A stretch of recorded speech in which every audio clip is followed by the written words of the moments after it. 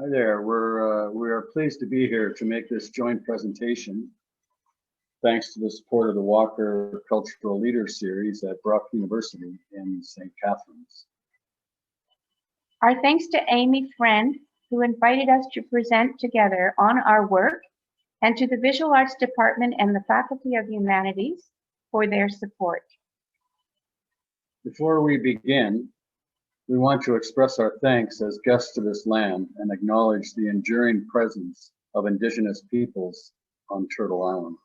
We are both speaking to you from the traditional territory of the Anishinaabe, Haudenosaunee, Lenape, Atawandran, and Huron-Wendat peoples at the forks of the Dish-Kum-Zibi, an area subject to the Dish with One Spoon Wampum and other treaties. The Dish with the One Spoon Wampum. This treaty is an agreement to peacefully co-steward the lands and the waters we share. The three teachings with the treaty include take only what you need, keep the dish clean, and leave some for the future. Among the activisms that have been central to our advocacy work is that we share in the process to address the Truth and Reconciliation Commission's 94 calls to action. Prior to the TRC initiative, citizens claimed ignorance or lack of knowledge of the historical injustices of colonialism and the impact of systemic racism. As well, there was a lack of will on the part of our government leaders to make this relationship a priority. Cultural workers in Canada have been in the forefront of this movement, and alliances across communities are working towards a more just and equitable Canada. The first image we'll be showing of our work is one of my works, and it's All That Has Value from 1993. It lasted for 11 years, and it was installed, it was a garden installation installed at Harbourfront, Queen's Quay in Toronto. The garden consisted of annuals and perennials, of plants that are native to the Americas, all of which had economic value. And there was a 7-foot by 28-foot billboard that had a list of plant names that were native to North and South America. The title of the work, All That Has Value, as you'll see in the next image, ran across the top of the billboard. And All That Has Value, it was also in Spanish. And at the bottom of the list of plant names on the bottom right-hand side of the billboard was the words all that has value was then counted as nothing. So the entire quote, all that has value was then counted as nothing, was from a First Nations person, as we call them now, and from Mexico City area, a Nahuatl speaking man, who when asked about the effects of the conquest of his territory by the Spanish in 1521 by Cortez, he replied that all that has value was then counted as nothing, where the counting wasn't being done by him and his people, it was being done by the Spanish. They considered all cultural production by the Aztec as worthless. Now, within the body of the plant names was the main reference book I used by a man by the name of Uphoff, who was the economic botanist to the Board of Economic Warfare, Washington, D.C. He put this list of plants and their economic value together in 1968, and it was published as an unclassified document that I found in our public library back in the 80s. The classified portion of this research that Uphoff had done was used by the military to produce poisons and chemicals for warfare purposes. The garden itself, it lasted 11 years, and every spring I would travel to Toronto from London, where I'm from, and I would replant the annuals, the tropicals that are native to North and South America. The perennials would gradually get bigger over the years. There was different trees that I had planted, wild grapevines, wild clematis, and the overall project eventually became a meeting place for people of all different backgrounds, including First Nations people who would come to harvest the sweetgrass that was growing in the garden. And other people would show up to harvest the different seeds from the flowers and the different beans that I would plant.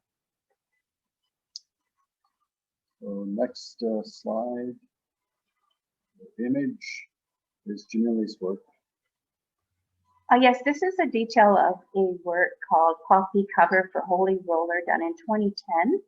And here you see a detail of the 4,000 silk poppies which we wove into the camouflage netting with the assistance of community volunteers.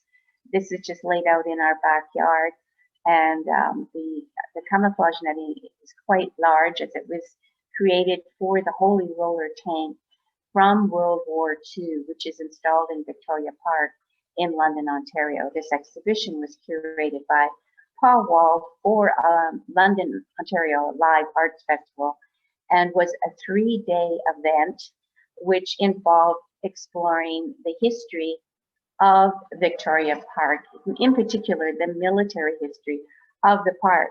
In the next image, you will see the tank and the poppy cover bundled up, and I really actually like it as a bundle. I've never shown it as a bundle, but here is this image where you can see the process with Paul Wall, the curator, and his daughter Zoe and Ron assisting in undoing the bundle. And the next image will show you how it sat on the tank, the Holy Roller tank in Victoria Park, which is a remnant actually, but has now become a monument from the Second World War. And negotiations took place to be able to install this particular work. The next project, we have both traveled extensively and worked and collaborated with artists and activists internationally. And here is a detail of Ron's work, Transmission Native to the Americas, from 2014. Now this work came out of a larger indoor installation that I did called Transmission Vectors, 1997 to 2004, which is still continuing. And in the case of the work that you're looking at, it continued my use of living plants in relation to photographs. And if you look at the next image, the overall image of the piece, you can see that the images in this case are culled from both transmission vectors and other photographs that I had taken from other indoor installations. That in this case, for instance, the first image and the upright structures is from the Six Nations territory of the Haudenosaunee near Brantford, and it's corn growing on their territory. This work actually is in many ways is similar to a work I did in 1997 called Corn Vectors, which looked at how maize moved from the Americas to Europe, Africa, and India, and then on into China. Now that, although Christopher Columbus, for instance, discovered the Americas in 1492 and took Native American plant species back to Europe, the person that was most instrumental in the distribution of Native American plant species was a mariner by the name of Cabral, sailing out of Portugal in 1500, who traveled from Portugal, bumped into Brazil, and then continued on to Africa and India, landing in the southeastern part of India in 1500. So since Cabral's time, within 2 generations, not only maize or corn had moved to Africa, India, and on into China, but so did a lot of other plants like flowers and beans, papayas, guava, etc. And the next image shows didactic panels in Mandarin that document this movement from the Americas to these various places. And again, this is this kind of documentation I've done and research has all stemmed from work that I've continued to develop since the 1970s. So the next image is, I think, Jamelie's work. Yep. Neither from the East nor the West is from 2014. It was created for an installation that was an exterior installation here at Guildwood Park in Scarborough, Ontario. But it had also traveled to China and at a certain point was installed inside the gallery in a museum in Beijing. Guildwood Park is noted for the collection of architectural salvage fragments from buildings that were destroyed in Toronto. And here you see the arabesques of the tree trunk. And these remnants are directly connected to a storm that happened in southern Ontario. And, you know, one of the things that I like to think about it in terms of every site when I am producing the work is how hospitable is the site to the work that I'm working on.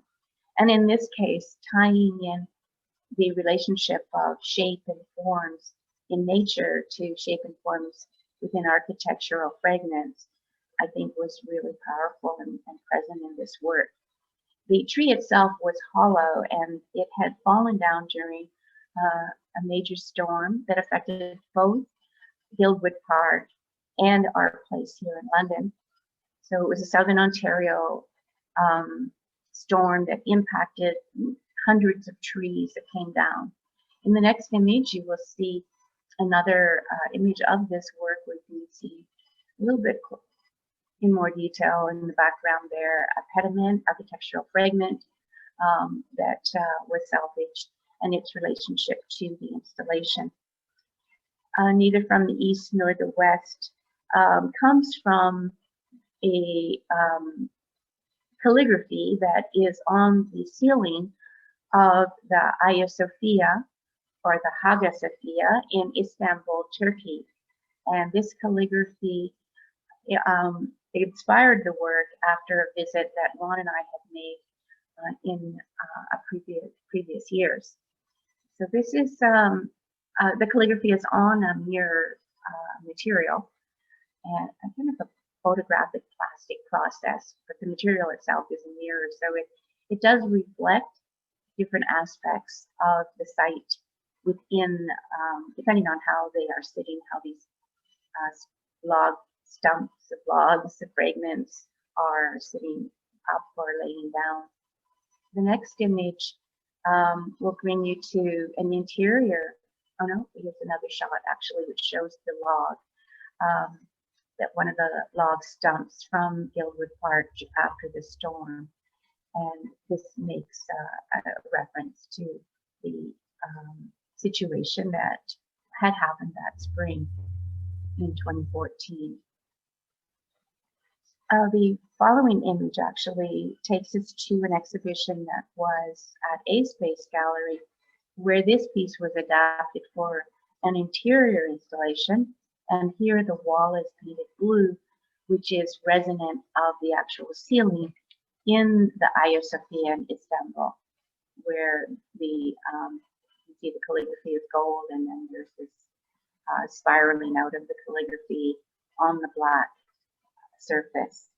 And this was part of a two-person exhibition that Ron and I were invited to do at A Space Gallery in 2014. Next image will show you a detail of two of our works positioned together. So this was the first time that Jamelie and I had shown together in Canada. We had shown in Mexico previously, but what I found interesting about doing this exhibition was the fact that the curator, Vicky Paul, wanted us to set up works that had originally been installed outside. So in this case, I reinstalled the billboard that was at Harbourfront that had been in storage for years, and Jamelie installed her copy cover for the tank in Victoria Park, amongst other works. But most of the works that we showed were part of works that were outside works, and it changed the whole dynamic. Like, for instance, if you Next image. Oh, the next image, yeah. If you look at the next image, you can see how the billboard has deteriorated since 1993. But I like that. I like that sort of, it's not really deterioration, it's just aging. And in the case of Jamelie's copy cover, it adds to the fact that, well, there's no longer a garden in front of my billboard, but there are poppies. Next image. Here's an example, like whenever I do outside works, I always do smaller works that in some cases, in a lot of cases actually, are meant to be like emergency works, where if you break the glass, you can use the seeds that I put inside the frames. We were posed some questions to consider for this presentation, one of them being, why do you make art? And for myself, the creative space is where I feel most empowered and where I can have a positive impact. I actually cannot remember a time when creative activity was not a part of my life in one form or another. I do have a strong desire to contribute in some ways towards a more just and equitable world. And for me, like, I didn't study art. When I went to university, I was studying agricultural engineering. And I only lasted a year because even though I have continued my research and travels into the history and the economic value of plants worldwide, with art, I just appreciate the freedom that art allows me in addressing issues such as genetic modification of plants, or genetic engineering, that some people use that word. But with art, I can go into any discipline and use it for my own critique. And being an artist for me is a multidisciplinary profession. It's not just being cloistered in a studio, for instance. So next image. So here's an example of like where in between 1997 and 1997 to 2004 and continuing, I've done the movement of plant species around the world, going from the Americas to the rest of the world, or from, let's say, Africa to the Americas, or Asia to the Americas, or Europe to the Americas. And in this case, this work, Transmission Barley, Corn, Maize, I was asked by Sandy Saad, the curator at the Visual Arts Center at Clarington in Bowmanville, to do a work that would look at the history of the fact that the Arts Center was a former barley mill. So if you, what I did was I constructed two harvest tables, and on the one side I had seeds and edible plants that were native to Africa and Asia, and a little bit from Europe, but they all came from Asia and Africa. Like, for instance, barley. Barley originated in Iraq. And on the right-hand side, there were seeds from the Americas, like maize or frijoles, bean. All your fasciolis beans came from the Americas and moved around the world. And if you go to the next image, it's a close-up of the tabletop that shows the seeds native to the Americas. Now, one of the things that happened, like whenever I do a work that's specific to a site, there's limitations, always limitations. And it's not just with indoor sites. It's when I do my gardens, I always have to negotiate with grounds people, even with the public sometimes.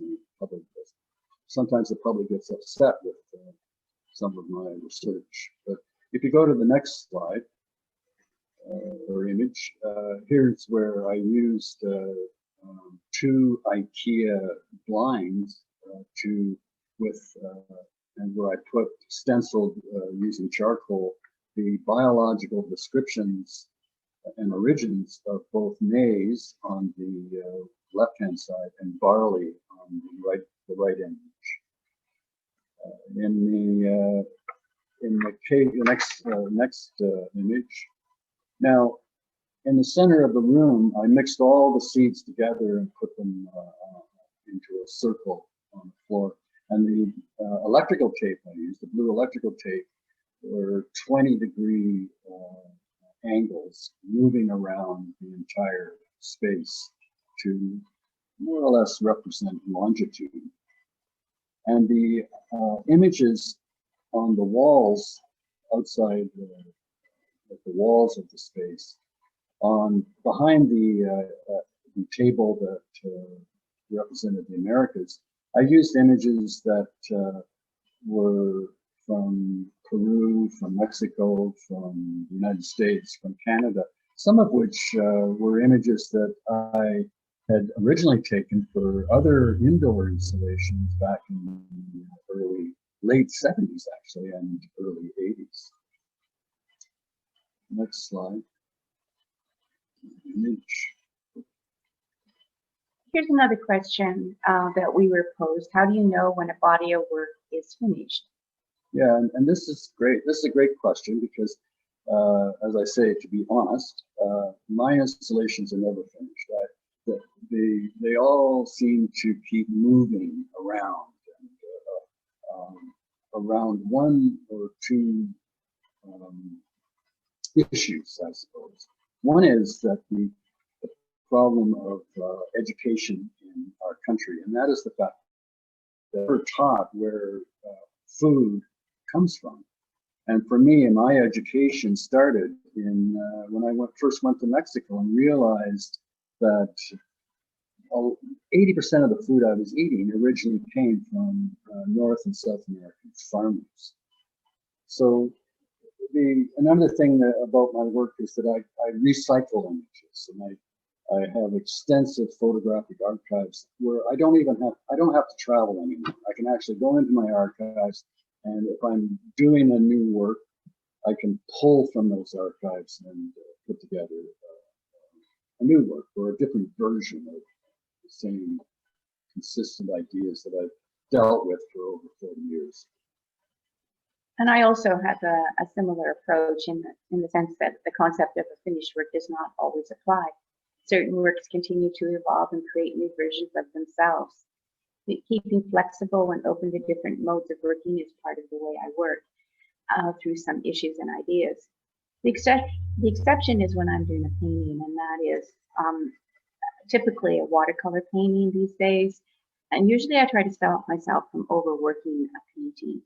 And that is definitely a question when you arrive at a point, and maybe sometimes it's better to just take a pause and let the painting wait for, usually it's outside. So, just walk away for a while and then come back. And if I like the way it looks, I stop painting.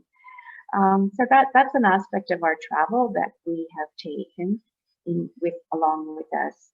I'm going to bring you to this work around the neon pieces that I've done, and this is one of the more recent neon pieces that was done in 2012, where I was working with blow-up photographs, and in this case, the blow-up photograph is a $20 bill, which was actually taken out of circulation.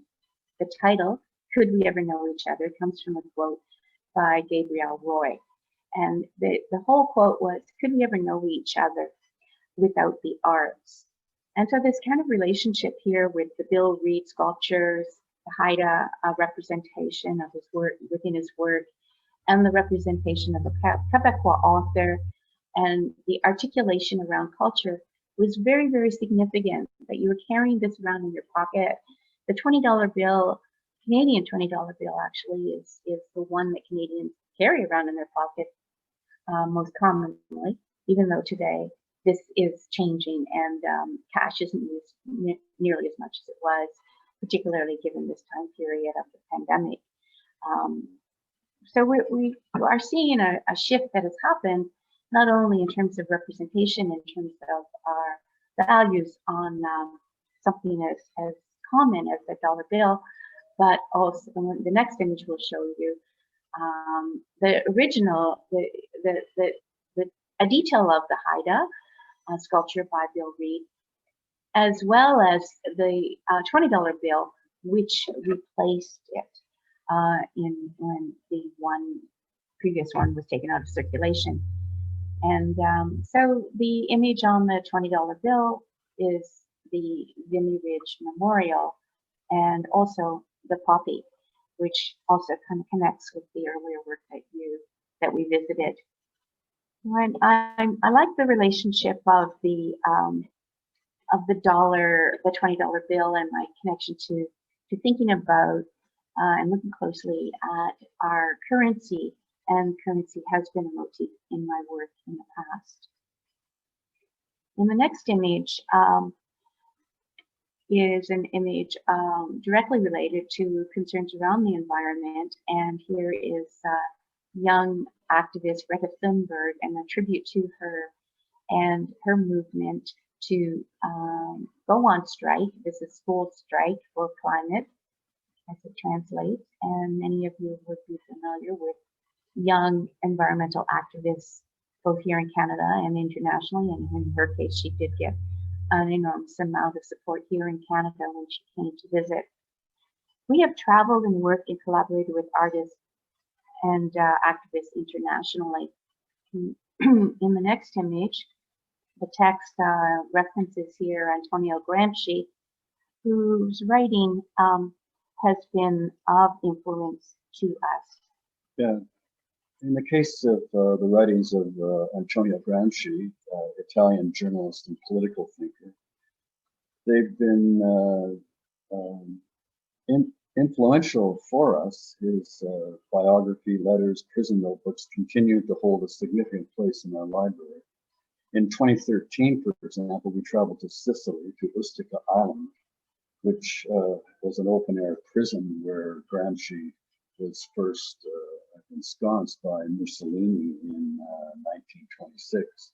An interesting aspect of when we went to Ustica, three of the plants that were everywhere on the island were prickly pear cactus, agave, and marvel of Peru, or four-claws, the flower. All of those three plants are native to the Americas. Now, so I ended up, continuing documenting the plants and doing a sort of a homage to Gramsci at the same time. And again, like Gramsci's studies, they think of and use such terms as the philosophy of praxis, subaltern, marginalization, and they're all significant for work as artists and for educational purposes.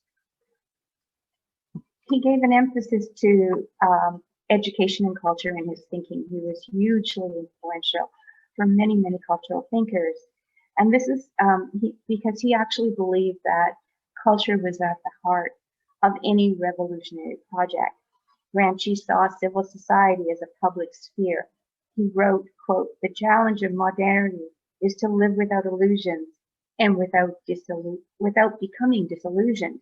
In other words, he did not, despite the hardship of his life, become a cynic. Even as a political prisoner, he continued to teach and have a circle for dialogue and debate within the prison walls, and saw social justice as a relational process, a lifelong struggle for a new politics of inclusion and overcoming marginalization.